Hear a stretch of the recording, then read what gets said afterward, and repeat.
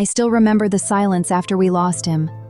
Our old dog, the one who had been with us since before the baby, was gone. The house felt different. A few weeks later, I found myself at the shelter, not really looking, just walking through. That is when I saw her.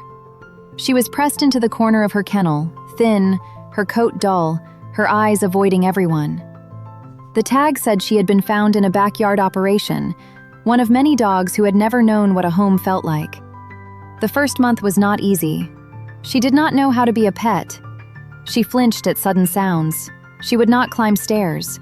She slept on the hard floor even when we placed a soft bed right beside her, as if comfort was something she was not allowed to have. Toys confused her. The television sent her into corners.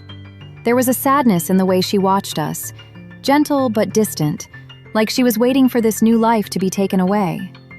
We kept things quiet, gave her space, and slowly, something began to change. But the real shift came from David. Every evening, by the time he walked through the door, she was already there, waiting, her whole body tense with focus.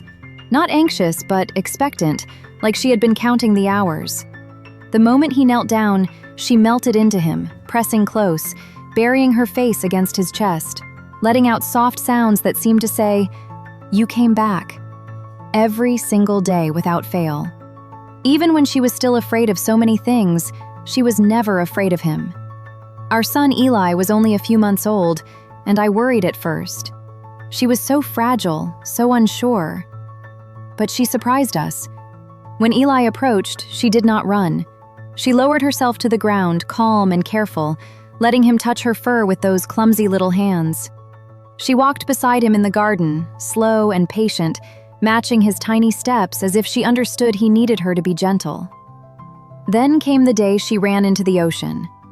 We had taken her to the beach, not expecting much, but the moment her paws touched the sand, something broke open in her. She sprinted into the waves, crashing through the water, tail high, completely free. David laughed louder than I had heard in months. Eli squealed, pointing at her, his whole face lit up, and I stood there with tears in my eyes because I could barely recognize her. This joyful, brave dog, running without fear, was the same creature who had once trembled in a shelter corner. Now, a year later, she sunbathes on the porch without a care.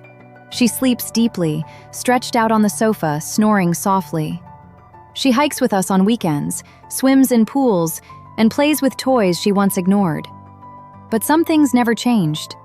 Every evening, when David's car turns the corner, she is already at the door, waiting and watching, ready to greet him like he is the most important person in her world. Because to her, I think he is. He was the first one she trusted, the first one she chose to believe in. People say rescue dogs are lucky to find homes, but standing here, watching her sleep peacefully beside my son while David runs his hand along her back, I do not think luck had much to do with it. She did not need saving. She needed time. She needed patience. She needed someone to wait for her the same way she now waits for us. If this story touched you, please like and share it with someone who believes in second chances. Sometimes the quietest rescues are the ones that heal us the most.